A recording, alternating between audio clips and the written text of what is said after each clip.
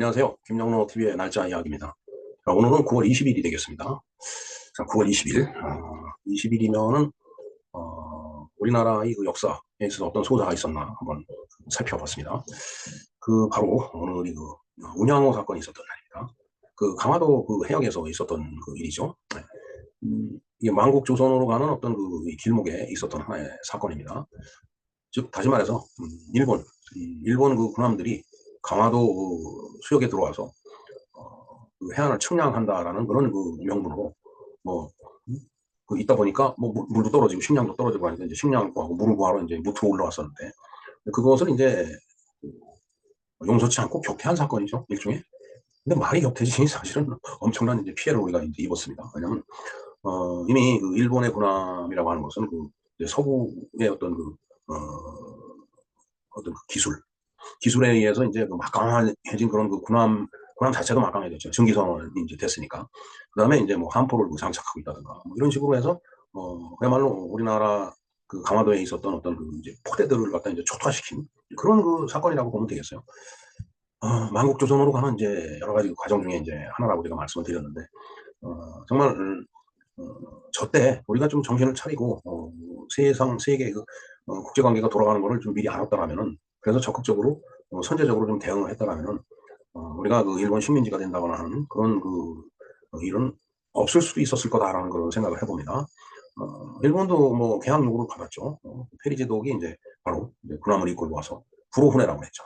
검은 배, 엄청 큰 배를 끌고 와서 이제 개항을 하라고 이제 강요를 하니까 어찌됐든 그때 당시에 일본 사람들은 거기에 굴복을 했든 아니면 수긍을 했든 개항을 하고 근대화 작업을 촉진시킬 수 있는 그런 기회로 삼았던 거예요. 하지만 이제 조선은 이제 그렇지가 못했죠.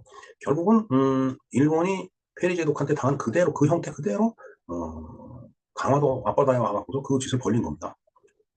결국은 그로 인해서 우리가 이제 점점 만국의 구렁텅이 빠져드는 이제 그런 과정을 이제 겪어가는 건데 물론 이제 한 사건을 놓고서 뭐 이렇다 저렇다 얘기할 수는 없겠지만 전체적인 맥락에서 봤을 때 이제 그런 거예요. 그런 의미에서 이 운양호 사건, 일본말로 운요호 사건이라고 이제 우리가 얘기를 하죠. 운양호 사건이 어떤 의미를 갖고 있는지, 어떤 내용이었는지 그러한 사항들을 좀 공부를 해보기로 하겠습니다. 네, 운양호 사건에 대해서 한번 알아보겠습니다. 자, 운양호 사건 한자로 쓰면은 이제 지금 제목에서 보는 바와 같이 이렇게 쓰는데 이것을 일본어로 읽으면은 운요호가 됩니다. 운자는 이제 발음이 똑같은데 우리가 양어로 읽는 걸 사람들은 요라고 읽는 경우가 이제 대부분이죠. 그래서 운양어는 운요호라고 있습니다. 자, 어찌됐든 우리나라에서 일어난 사건이기 때문에 이걸 운양호라고 우리 발음대로 호칭을 하겠습니다. 자, 운양호 사건의 개요를 볼까요? 1875년 9월 20일 오늘입니다. 고종 12년 음력으로 8월 21일이네요. 이때 발생이 된 건데 이것을 강화도 사건이라고도 이제 표현합니다. 왜냐하면 강화도 일대에서 일어난 일이기 때문에 강화 아일랜드 인시던트 아니면 운용 인시던트 이렇게 보고 있습니다. 자, 이 사건은 통상조약 체결을 위해 일본 군함 운양호가 불법으로 강화도에 들어와 측량을 부실로 조선 정부의 동태를 살피다가 조선 수비대와 전투를 벌린 사건이다. 이것이 이제 운양호 사건의 개요가 되겠습니다.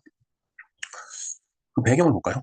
일본은 이제 이때만 하더라도 이제 명치유신을 이제 성실히 수행한 그런 상황이었죠. 1868년에요. 이게 1875년에 일어났기 때문에 명치유신, 메이지유신이 발생하고서 한 7년 후의 일이네요. 네.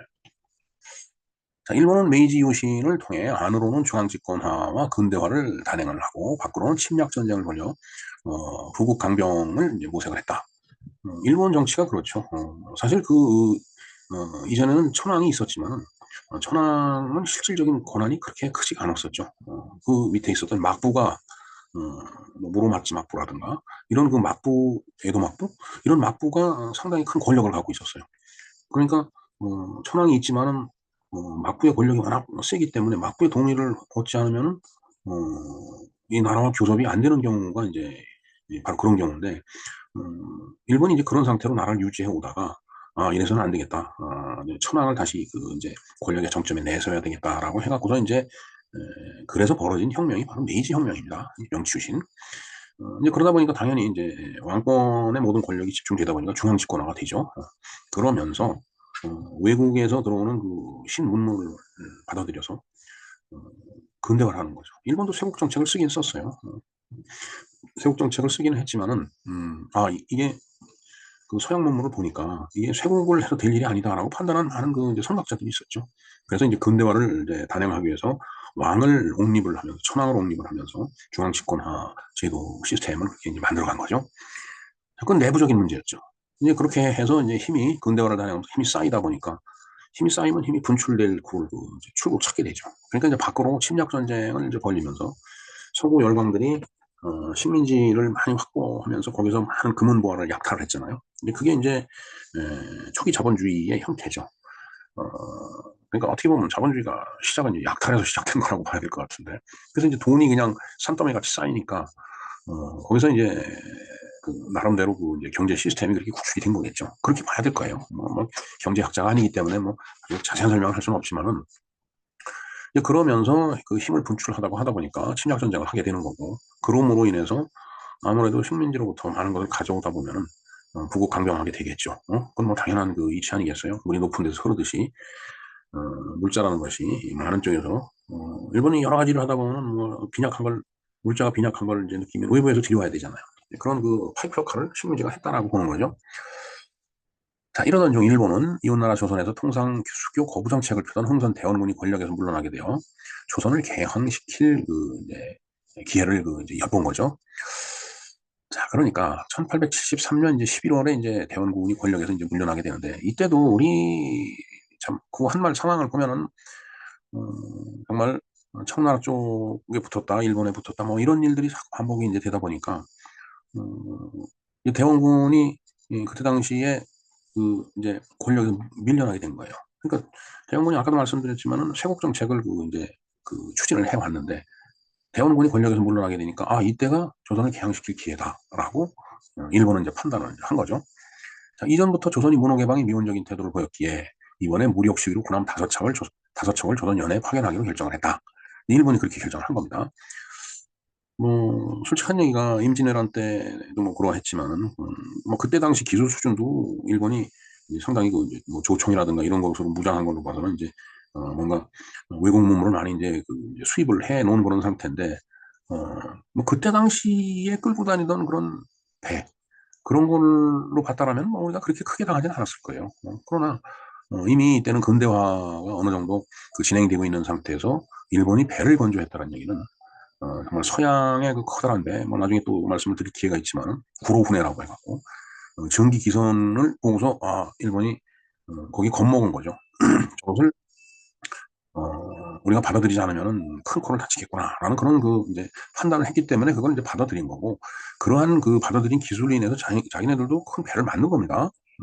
운양호도 이제 그의 일종이라고 봐야 되겠죠. 네. 그래서 이제 그렇게 만들어진 배를 5척을 갖다 이제 조선 연해에다 파견하기로 결정을 했죠. 전기선인데 그때 당시에 조선에는 뭐 전기선 같은 거는 구경을 할 수가 없었고 뭐 목선이겠죠. 손으로 저어야지 가는 거. 그러니 이게 전쟁을 한다고 하더라도 전력상 비교가 될 수 없는 그런 상태라고 봐야 되겠죠. 그러니까 빨리빨리 조선도 근대화를 했어야 돼요. 저때 당시에. 근데 이제 우리는 그렇지가 못했죠. 그건 그 이제 만국조선이라는 그 이야기를 제가 많이 하는데 그 과정에서 보면은 그냥 그렇게 흘러간 거예요. 조선의 역사는. 자, 14번 보겠습니다. 1875년 9월 일본은 군함 운양호와 다른 한 척을 부산항에 정박시켜 함포 시위를 하고 곧이어 동해 영흥관에 운양호를 북상시켜 해로 측량과 무력 시위를 했다. 이게 사실은 그 페리 제독이 일본을 개항시킬 때 이제 이런 무력 시위를 한 겁니다. 그러니까 그대로 흉내를 낸 거예요. 제가 봤을 때는 어떻게 보면 참 부끄러운 얘기죠. 거꾸로 그대로 당한다라는 게. 자, 9월 20일, 8월 21일입니다. 음력으로 서해 강화도 동남쪽 부근에 그 군함을 갖다 정박을 하고서 식수를 구한다는 구실로 보트에 군인을 분성시켜서 연안을 정탐하면서 강화도 초지진 포대까지 접근을 그 이제 했다. 저도 강화도를 가갖고서 그 이제 그 포대를 갖다 이렇게 봤는데, 하여튼 그런 그 강화도에 있는 군사 시설까지 그 일본군이 이제 접근을 한 거예요. 그래서 조선군이 이제 접근하지 말라고 경고를 하겠죠, 당연히. 그 타민족 군대가 들어오는데 그 가만히 보고 있을 그런 나라가 어디 있어요? 그렇다면 뭐 나라도 아니죠. 그래서 불법으로 접근하는 일본군에게 조선의 초지진 포대에서 포격을 가했다. 이에 운양호 함장 이노우에 요시카 소자는 일단 무하민 운양호로 돌아와 뭐 포격을 가하니까 일단은 돌아갔겠죠. 돌아가서 이걸 본국에 보고를 뭐 안 하지는 않았을 겁니다. 근데 본국에 보고를 하고서 뭐 그 훈령을 기다리고 또 뭐 필요한 문자를 더 받아갖고 하려면 시간이 오래 지체되니까 그냥 운양호 그 자체를 갖고서 이제 응전하기로 결심한 겁니다. 그래서 그 다음날 운양호는 초지진에 접근해서 전날 발생한 조선군의 포격 의도를 물으려 하였으나 왜 포격을 가했느냐? 우리가 뭐 너희들을 뭐 무력으로 뭐 어떻게 하려고 했던 것도 아니고 단지 물도 좀 구하고 뭐 생활 필수품을 구하러 온 건데 왜 우리한테 포격을 가느냐? 왜 그랬느냐? 이거를 물어보려고 했으나 거기다 대고 또다시 포격을 한 거예요.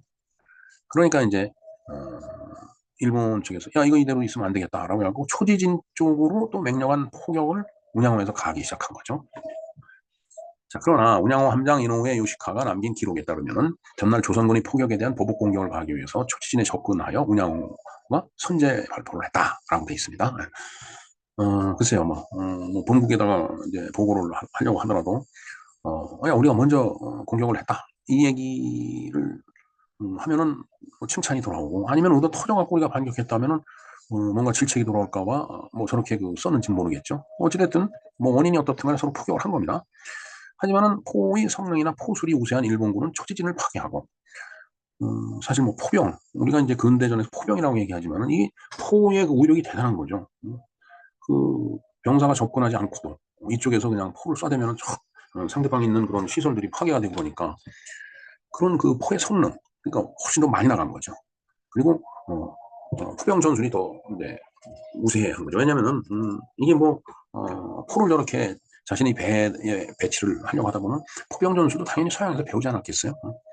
그러니까 포의 성능이나 포술이 우세한 일본군은 초지진을 파괴하고 영종진에 맹포격을 가면서 육전대까지 상륙시켜 살인과 반화와 약탈을 자행했다. 육전대라고 하면은 뭐 이제 보병 육군 보병을 얘기하는 거라고 봐야 되겠죠. 그러니까 땅에서 전투를 하는 부대가 육전대니까. 그래서 이제 육전대들이 올라와 갖고 조선 사람을 죽이고 그다음에 불을 지르고 또 뭐 이런저런 좋은 것들을 약탈을 했다 이런 얘기가 되겠습니다. 한편 일본은 부산에 전함을 파견하고 병사를 상륙시켜 환포 외교를 계획을 했다. 아무래도 이제 전투가 벌어지니까 일본도 가만히 있을 수는 없겠죠. 그러니까 부산으로다가 이제 전함을 파견하고 이제 그 병력을 상륙시키려고 이렇게 계획을 이제 짰었다라는 얘기죠. 그러나 이제 그렇게까지 이제 사태 전개가 되지는 않고 이게 이제 운양호 사건으로 마무리가 이제 되는 겁니다. 자, 그렇게 싸우다 보니까 조선군은 전사자가 35명, 부상 16명을 내고 대포 35문, 화승총 130여 정과 무수한 군기 등을 약탈로획 당했으며 일본군은 단지 2명의 경상자가 나왔다. 자, 여기 약탈로획이라고 했는데 이 자료에는 약탈당했다라고 되어 있습니다. 근데 전투에서 지면은 그 승자 입장에서 보면은 군기를 노획을 하는 거죠. 약탈했다는 말은 어울리지가 않잖아요. 참 가만히 있는데 와서 뺏어가면 약탈이지만 전투를 하고서 뭐 무기를 뺏겼다면 노획당한 거죠. 네. 근데 참 이 표현이 뭔가 그 구한말에 무기력했던 그런 조선의 상황을 갖다 그렇게 좀 뭔가 좀 호도한다고 할까 미화시킨다고 할까 아니면은 자존심 때문에 표현을 이렇게 저런 용어를 선택해서 사용했다든가 그런 느낌을 받습니다. 자, 비교가 안 되잖아요. 그 밑에 비교표가 있죠. 자, 조선은 이민덕, 일본은 이노우에 요시카가 이제 지휘자였어요. 지휘관이었죠. 그리고 400여 명의 병력과 해안포대가 있었는데 일본은 군함 한 척과 병력 22명이 다였다는 얘기죠. 이걸 중과부적이라고 하죠. 사실 병력 수로 비해 보면은 뭐 당연히 조선이 이겨야 되죠. 그러나 저 당시에 그 해안포라는 게 결국은 지금도 거길 가보면 그대로 그게 이제 있죠. 그게 고정식이죠. 해안포대에 고정돼 있는 거예요. 뭐 이렇게 이동하는 게 아니고 그러니까 포도 유효 사거리가 있는데 유효 사거리에 들어오기 전에는 아무리 쏴도 소용없는 거죠. 네. 그러니까 저기 이제 멀리 있을 때 이쪽에서 이제 저걸 격침시키고 싶으면은 포를 앞으로 끌고 가서 쏘면 이제 포 사거리가 연장되는 거잖아요. 연장이 아니라 더 멀리 있는 것까지 이제 포격을 갈 수 있는 건데 그렇지가 못한 거예요. 다 고정식이라서. 그리고 그 포의 사거리 고기만 돌파해서 들어오면 그다음부터 속수무책이 되는 거죠. 포는 의미가 없는 거죠. 자, 군함은 물론 군함에도 이제 포가 장착이 돼 있지만 군함 자체가 움직이잖아요. 이리저리 움직이면서 이제 그 포격을 하니까 이쪽에서는 그걸 잡기도 힘들고 그리고 유효 사거리 바깥에서 쏴대면은 뭐 아무리 이쪽에서 쏴도 소용이 없는 거잖아요. 그러니까 이제 이런 전술적인 측면에서도 굉장히 뒤처진 거다라고 봐야 되죠. 그래서 그 전투 결과가 조선은 35명이 사망하고 16명이 부상을 당하고 일본은 2명이 약간 뭐 경상, 찰과상 정도 당했겠죠. 열상이나 창상 같은 것도 안 당했죠. 뭐 서로 뭐 붙어 싸워야지 창상이 나오는데, 자, 그럼에도 불구하고 일본은 포격전의 책임을 조선에 돌렸으며 아울러 무력을 배경으로 개항을 요구했다. 자, 이게 딱 보면은 페리 제독이 그 흑선 후훈회를 끌고 와갖고 일본에다 한포 사격을 하면서 무력 시위하면서 너희들 개항을 하라. 우린 너희들하고 무역을 하고 싶다. 침략을 하고 싶은 게 아니고 무역을 하고 싶다라고 이렇게 요구했던 그걸 그대로 조선에다가 응용을 한 겁니다. 한편 생각 기분 나쁘죠? 네. 자, 그래서 싸움이 이렇게 벌어지고 이제 끝났어요. 이제 전투 뒤에 항상 따라오는 게 이제 소위 그 강화 조약이라는 게 있죠. 여기서 강화도 조약이라고 하는 강화 조약이 아니고 강화도에서 맺은 조약이기 때문에 강화도 조약인데 일종의 강화 조약이에요. 그러니까 전쟁의 마무리는 어떻게 할 거냐를 둘이 협의하는 겁니다. 자, 1876년 고종 13년입니다. 1년 뒤에요. 운양호 사건이 일어나고서 일본은 전권 대사를 조선에 파견하여 운양호 포격에 대한 힐문과 개항을 요구를 했다. 왜 운양호에 대고 포격을 했느냐? 그 사람들이 뭐 물 좀 구하러 좀 들어 상륙을 했고, 그다음에 뭐 측량을 좀 하려고 했는데, 근데 사실 측량을 한다는 것도 어렵잖아요. 뭔가 함선들이 접근하기 위해서 측량을 하는 거잖아요. 수심이 낮은 데로 들어오다가 배가 걸리면 꼼짝도 못 하니까. 우리가 그 제네랄 셔먼으로 이때 잠깐 언급을 하겠지만, 그 대동강에서 그런 일이 일어났었잖아요. 자, 어찌됐든, 그런 것 때문에 왔는데, 속내야 뭐, 뻔한 거지만은, 너네들이 그렇게 포격을 가한 것은 너무하다. 우리 보고 죽으란 얘기뿐이 더 되겠느냐. 뭐 이렇게 해서 이제 필문 막 질책을 한 거예요. 그리고 쇄국 정책을 썼는데, 이제 대원군도 물러나는 걸로 알고 있으니까, 이제는 나란포는 개방을 해라. 이렇게 요구를 한 겁니다. 자, 그 2월에 일본은 구로다 기요다카를 전권대사로 파견하여 사신일행이 군함 5척으로 강화도에 이르러서 조선 정부에 담판을 요구를 했다라는 얘기죠. 예. 예, 그렇게 31번과 32번이 이제 같은 얘기가 되겠죠. 그렇게 이제 조선 정부에다가 이제 자꾸 뭔가 이제 압박을 가한 거예요. 조선 정부에서는 중신 회담을 거듭한 끝에 이제 나름대로 이제 소위 이제 조정에서 회의를 했겠죠. 대소신료를 모아놓고서 야 이거 일본 놈들이 외놈들이 이렇게 우리한테 지금 이런저런 요구를 하고 있는데 우리가 이걸 받아들여 줘야 되냐? 뭐 받아들여 주다 보면 또 뭐 손해배상도 해줘야 될 거고 뭐 막 고민을 했겠죠. 자 그러나 국제관계의 대세에 따라 수호조약 체결 교섭에 응하기로 하고 전권 대신을 강하게 이제 파견을 했는데 그 전권 대신이 판중추부사 신헌이다라는 얘기예요. 자, 그래서 이제 맺어진 게 바로 이 강화도 조약입니다. 1876년 2월 27일 조선과 일본 양국 사이에 강화도 조약을 조인을 한 겁니다. 이게 강화도 조약인데 통상적으로 요즘 같은 그 정치 시스템에서는 이런 조약을 나가서 대통령이 가서 이제 주무장관을 데리고 가서 이제 조인서에 사인을 하잖아요. 서명을 이제 하고서 그걸 갖고 와서 국회 비준을 받아야 되는데 이 당시는 뭐 고종이 뭐 입법, 사법, 행정권을 다 갖고 있기 때문에 뭐 비준 받고 자주 할 게 없는 거죠. 그냥 조인 자체가 비준이 되는 겁니다. 어찌됐든 그렇게 맺어진 강화도 조약이 그렇습니다. 그래서 강화도 조약을 간단하게 요약을 해놓은 그 영상이 있더라고요. 그래서 썸네일을 좀 띄워봤습니다. 나중에 이거 다 링크를 걸어드릴 테니까 한번 내용을 한번 살펴보시기 바랍니다. 여기 보면 강화도 조약이 일본은 항상 치사해죠. 이렇게 애호란 얘기예요. 학생들한테 강화도 조약이 뭐냐 물으면 항상 일본은 치사해 이렇게 애호란 얘기죠. 자, 항구를 개항을 하고 그것도 인천, 원산, 부산도 개항을 하라. 그 다음에 서로 상대방을 존중하고 자주국으로서 또 상인도 보호하자. 치는 치해법권, 일본인 범죄 법률, 일본 법률로 이제 다루겠다. 지금도 이제 마찬가지잖아요. 외교관들이나 이제 일본인들이 이제 뭐 여기 들어와서 뭐 무슨 일을 하다가 범죄를 지으면은 일본 법률에 의해서 이제 물론 이제 그럴 수는 없는 건데 그렇게 요구를 하는 거죠. 왜냐하면 조선에다 맡겨서 조선 법률을 따라가게 되다 보면은 사형이 될 수도 있고 뭐 그렇죠. 그러니까 이제 그 자국민을 보호하기 위해서 이제 저런 일본 법률을 적용하겠다라고 요구를 하는 겁니다. 우리가 주한미군 주둔 협정 있잖아요. 소파라는 거. 그것도 다 이제 저런 어떻게 보면 취해법권을 내세워갖고 자국민을 보호하기 위한 일종의 정치적인 행위라고 봐야 되죠. 네. 그 다음에 항상 치사에 사는 외교사절을 파견한다. 서로 수신사를 파견한다. 그 다음에 해안을 측량하고 지도 제작을 해야 된다. 자, 아까도 말씀드렸지만 해안을 측량한다는 얘기는 배가 접근할 수 있는 그런 수로를 파악하겠다는 얘기죠. 그래서 이제 지도를 만들어 놓으면은 그 다음에 들어오는 배들도 뭐 배 밑바닥 걸리지 않게끔 깊은 데로 싹 들어오면 되니까 그래서 그게 결국은 침략에 이용하기 위한 거다라는 그런 얘기가 되겠습니다. 아주 예쁜 그 여인이 이렇게 설명하고 있는데 이 영상 링크를 걸어 놓을 테니까 한번 경청을 해주시기 바랍니다. 자, 그러면 운양호가 들어와 갖고 이렇게 난리를 쳤는데 그 운양호가 도대체 어떤 배냐? 이거 한번 볼 필요가 있겠죠. 자, 운양호, 일본말로는 운요라고 읽는다고 그랬죠. 이제 영어로는 일본어 발음을 그대로 그 표기를 해놨습니다. 왜냐하면 영어 이름 붙이는 것도 일본 입장에서 붙였기 때문에 운용어가 되는 거죠. 아니면 운양어라고 붙였겠죠. 자, 운양어, 운용어는 원래 조슈번이 영국에서 구매한 배로 메이지 유신 이후에 1871년 5월 일제 해군에 편입된 포함이다. 이게 그 지금의 그 야마구치현이죠. 그러니까 일본 그 혼슈의 제일 그 왼쪽 끝입니다. 큐슈하고 이렇게 맞닿아 있는 데죠. 거기에 이제 그 조슈번이라는 그 뭐 저것도 일종의 그 권력 형태죠.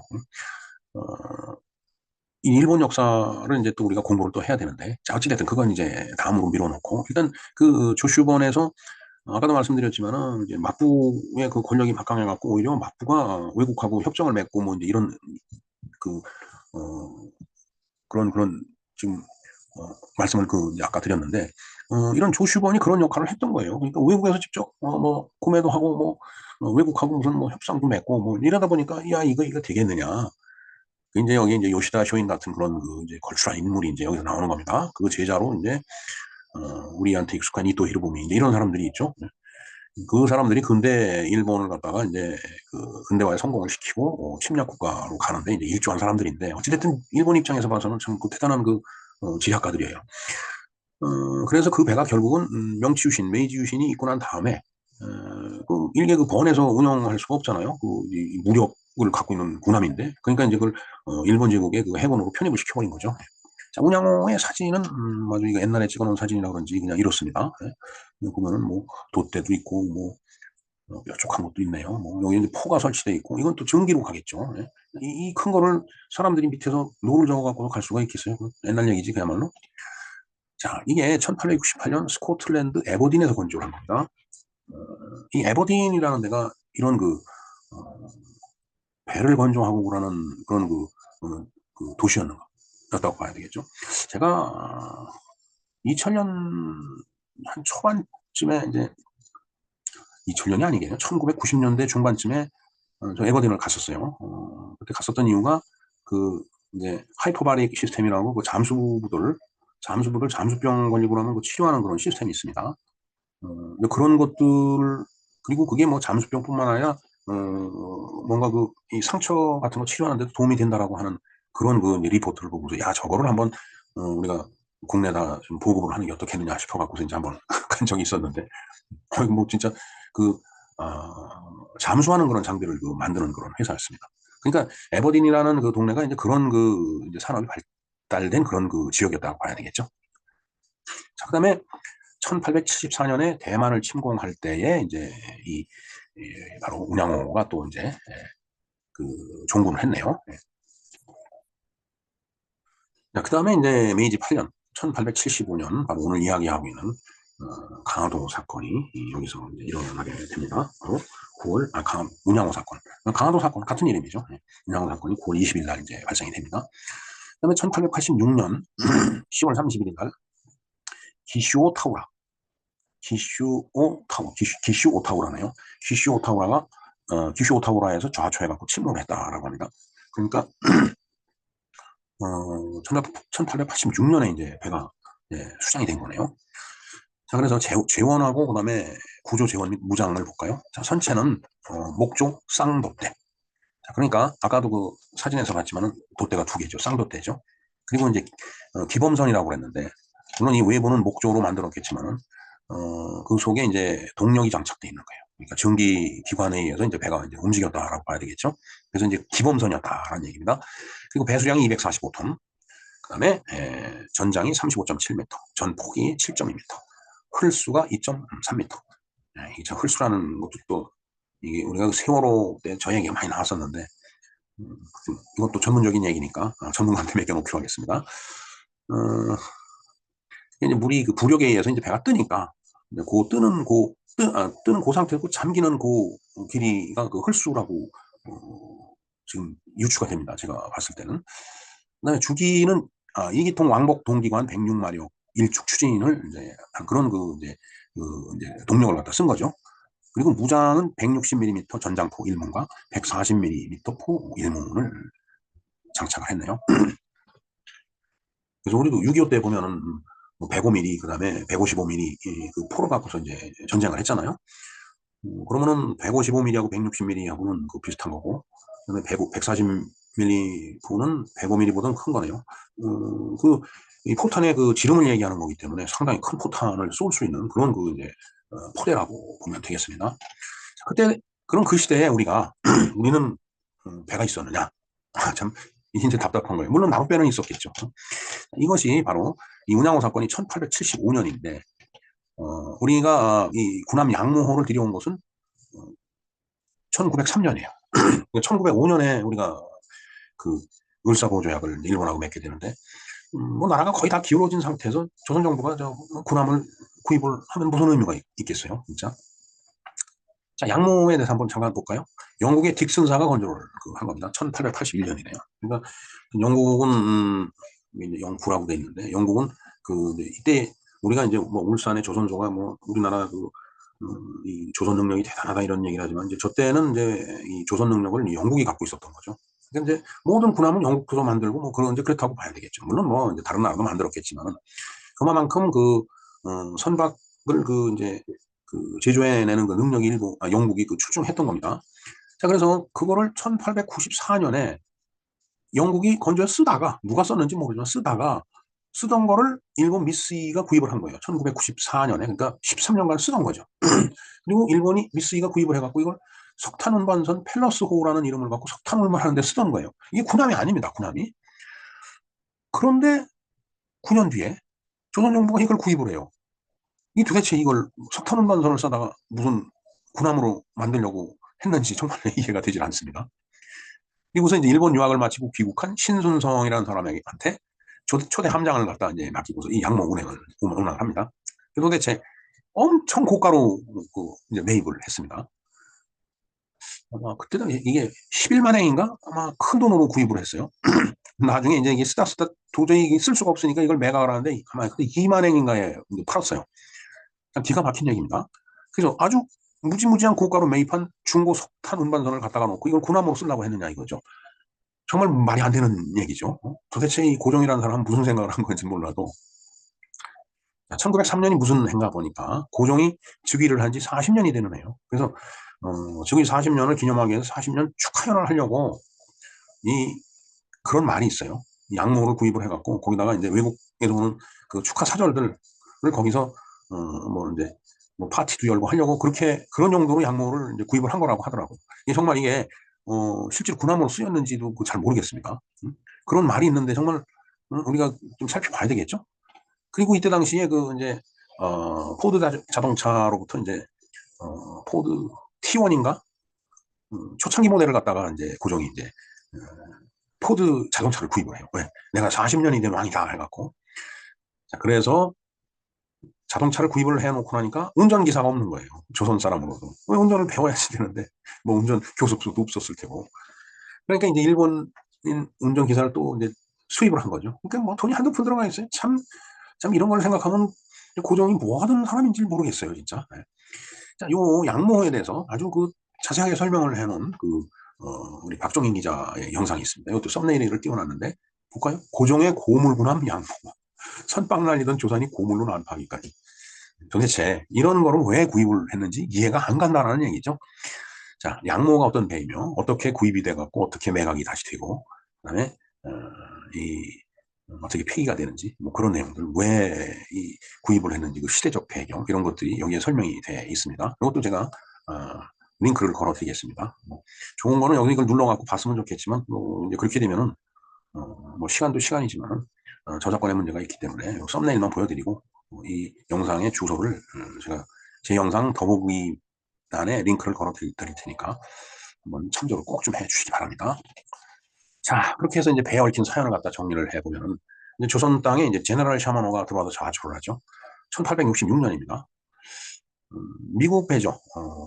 이게 1866년에 여름에 홍수가 이제 나왔고 대동강 물이 엄청 불어갖고서 이제 이 제네럴 셔먼호가 이제 뭐 무슨 뭐 의도든지 뭐 의도를 갖고서 이제 대동강을 따라 올라왔던 거예요.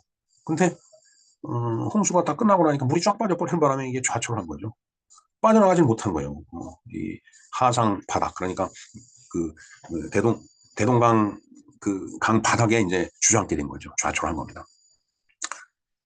그때 이 제너럴 샤먼을 봤을 거 아니에요. 와, 도대체 이게 배가 우리가 나무 깎아서 만들던 배하고는 이게 크기나 움직이는 동력이 이게 장난이 아니다라는 걸 봤을 거 아니에요. 1866년에. 그리고 1866년에 또 병인양로가 있었죠. 이건 프랑스 군대하고 천주교를 탄압한다라고 해서 그 중국 이게 주둔하고 있던 프랑스 이제 해군들이 이제 그 강화도를 와갖고 또 이제 와서 또 상륙해서 진짜 뭐 약탈을 해갖고 우리 그뭐 규장각 도서 이런 거 많이 가져갔잖아요. 참 정말 기가 막힌 이 만국조선입니다. 그다음에 1871년에 또 신미양요가 일어나고 미국하고 또 이제 후당탕풍탕한 건데 병인양요고 신미양요고 뭐 제너럴 셔먼호도 좌초를 하는 바람에 그런 상태에서 그냥 뭐 우리 쪽에 그냥 피해만 잔뜩 입히고서 바로 이제 갔죠. 근데 마치 우리가 격퇴를 한 것 같이 우리가 승리한 것 같이 착각을 했다라는 게 문제입니다. 그리고 이제 신미양요 이후에 4년 뒤에 운양호 사건이 일어난 겁니다. 제가 또 운양호 지금 써놨는데 운양호 사건이 또 일어난 거예요. 자, 그런데 이보다 한 10년쯤 전에 이 흑선, 이 흑선이 구로훈해, 일본 말로 훈독을 하면 구로훈해입니다. 구로이가 이제 검다라는 뜻이고 배가 훈해죠, 훈해. 구로훈해인데 1853년에 이제 이 그 페리 제독이 이제 해군 함대를 이끌고 와서 이제 개항을 요구를 한 건데 일반적인 의미로 봤을 때 구로훈해라고 하는 것은 유럽에서 만들어진 커다란 이제 아주 큰 그 대양을 항해하려고 만든 대형 배예요. 그러니까 일본 사람들이 저때 당시에 저 배를 보니까 아유 뭐 색깔은 시커먼데 이게 정말 배도 엄청 크고 그래서 그걸 흑선이라고 부른 겁니다. 그러니까 이게 임진왜란 때부터 이미 이 사람들이 그 이 서양하고 그 이제 그 교역을 하고 있었기 때문에 일본 사람들이 이제 그 이전부터 아이고 서양 배대는 진짜 구로운해 굉장히 검고 크다 해서 구로운해 일반적으로 쓰던 말이었답니다. 그런데 이제 그걸 현실적으로 확 느끼게 된 게 바로 1853년 이제 이 구로운해 사건이죠. 우라가라는 바다에 우라가라는 그 도시 앞바다에 페리 제독이 미 해군 함대를 끌고서 온 거예요. 맨 처음에는 와서 이제 우리는 널 개항을 원한다. 그러니까 이제 막부에서 야 웃기지 마라. 그래서 이제 처음에는 이제 내쳤어요. 그러니까 그럼 내가 한 3년 뒤에 다시 오겠다. 해갖고서 이제 페리 제독이 이제 다시 이제 와갖고서 이제 무력 시위를 하는 거죠. 그러다 보니까 이제 에도 막부가 이제 겁을 먹고서 이제 개항을 이제 하겠노라 이렇게 이제 약속을 한 거예요. 근데 아까도 말씀드렸지만 아니 막부가 이때 당시에 이제 이 천황이라는 존재가 부각되고 있었던 그런 시기인데 막부가 겁대가리 없이 겁을 먹고 겁을 먹어서 겁대가리가 없는지 뭔지 응? 여기 그 천황이 있는데 어떻게 막부에서 그 응? 저기 그 효군들이 응? 그 뭐야 외국하고 그렇게 이제 서로 조약을 맺을 수 있느냐 건방지다 이래 갖고서 이때 이제 천황을 내세우기 위해서 존왕양이 이제 사상이 막 싹트고 있었죠. 우리 천황을 옹립을 하되 양이 오랑캐는 배척을 한다. 이런 뜻이 존왕양이잖아요. 그런데 이제 존왕양이가 존왕 막말이 된 거예요. 그러니까 막말이라고 하는 것은 뭐 말을 막 한다는 얘기가 아니고 왕을 옹립하고 막부를 막부의 종말을 갖다가 이제 끌고 갔다라는 그런 뜻이죠. 그래서 이제 그걸 존왕 막말이라고 학문적인 용어인지는 모르겠습니다. 존왕 막말이다라는 이런 그 개념적으로 그렇게 이제 정리가 돼갖고서 이제 이때 이러면서 명치유신이 일어나는 거예요. 메이지유신이 일어나면서 이제 메이지 천황이 권력의 정점에 올라가서 모든 것을 이제 천황 위주로 이제 이 나라를 이제 끌고 나가는 그 체제가 확립이 된 겁니다. 이때 이제 지식인으로서 그 뒷받침을 해주고 개혁의 앞장을 선 사람이 바로 요시다 쇼인이죠. 아까도 말씀드렸지만은 이제 이토 히로부미 같은 이제 사람들이 거기서 이제 그 이제 제자가 돼갖고서 나이 차이도 한 10살 정도뿐 차이 안 나더라고요. 그래도 하기 어렸을 때 20대 때 10살이면 큰 차이죠. 그래서 이제 이토 히로부미를 비롯한 여러 그 이제 그 인재들을 이제 유럽에 유학을 보내잖아요. 그래서 거기서 배워 와서 결국은 이토 히로부미가 이제 이 아시아 쪽을 그 이제 이 주물르기 위해서 이제 엄청난 활동을 하잖아요. 결국은 조선 통감부 초대 통감으로 이토 히로부미가 오는데 을사보조약이 맺어지고 나서 이제 이토 히로부미가 이제 통감으로 이제 부임을 하잖아요. 그러다가 이제 1909년인가 이제 안중근 의사에 의해서 이제 하얼빈에서 이제 죽게 되는데, 자, 어찌됐든, 저 시대에, 그 변화하는 시대에 올라탄 그 지식인들, 그 다음에 아주 그 머리가 비상했던 그 인재들이 그때 당시에 많이 나와서 활동을 했다. 그리고, 일본의 근대화를 이끌어 나갔다라는 그런 얘기가 되겠습니다. 자, 그 다음에, 물론 이 문제는, 제가 요즘 일본사 공부를 좀 하고 있는데, 좀 한번 쭉 정리가 되면은 제가 한번 말씀을 드리는 기회가 있을 겁니다. 지금 그렇게 계획을 하고 있습니다, 지금. 자, 근데 일본은 이제 1866, 68년에 이제 시작된 메이지 유신을 성실하게 수행을 했죠.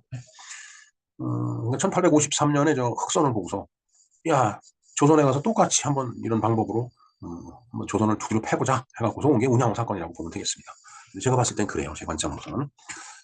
자, 조선은 1866년에 아까도 말씀드렸지만은 제네럴 샤먼호에서 서양배를 보고 병인양요 때도 봤고 심리양요 때도 봤고, 그런데 아무 일도 안 하고 있다가 9년 만에 운양호 사건을 경험을 하고 실컷 얻어 터진 다음에, 그리고 나서 37년이 지난 1903년에 양모호를 구입했다라는 거, 이게 정말 말이 되냐고요. 1905년에 을사보호조약, 요새는 보호자를 빼서 을사조약, 또 을사늑약이라고 그러죠. 늑약이라고 하는 것은 강제로 체결당했다라는 뜻이에요. 조약은 그건 상호 합의한 거죠. 저때 당시의 그 상황을 잘 공부를 하면서 정말 조약이 맞는지 늑약이 맞는지, 우리가 좀 공부를 해볼 필요가 있습니다. 그리고 나서 5년 뒤에 이제 합방이 되잖아요. 한일 병합이 이제 됩니다. 그리고서 35년 뭐 그 정도 시간이 만으로는 36년 안 되죠. 우리가 36년 지배를 받았다고 하지만은, 그래서 1910년에 한일 병합이 되고서 1945년에 우리가 해방이 됩니다. 그 해방도 뭐 우리 자력에 의해서 해방된 게 아니고 미국에 의해서 이제 해방이 이제 찾아온 거죠. 물론 그 이전에 카이로 회담에서 조선의 독립을 약속했다라는 아주 중요한 역사적인 사건이 있었습니다. 그 사건의 배후에는 미국에서 외교 독립을 추진하던 이승만 박사가 카이로 회담 때 이걸 집어넣어야 된다, 조선 독립을. 음, 그래서 그때 당시에 그 문서를 기한하던 사람하고 상당히 가까운 그 이제 그 뭔가 그 서로 그 관계가 그 이제 형성이 돼 있었기 때문에 그게 반영이 된 거 아니냐, 이런 그 이야기가 있습니다. 정말 그분들이 다 돌아가셨기 때문에 물어볼 수도 없고요.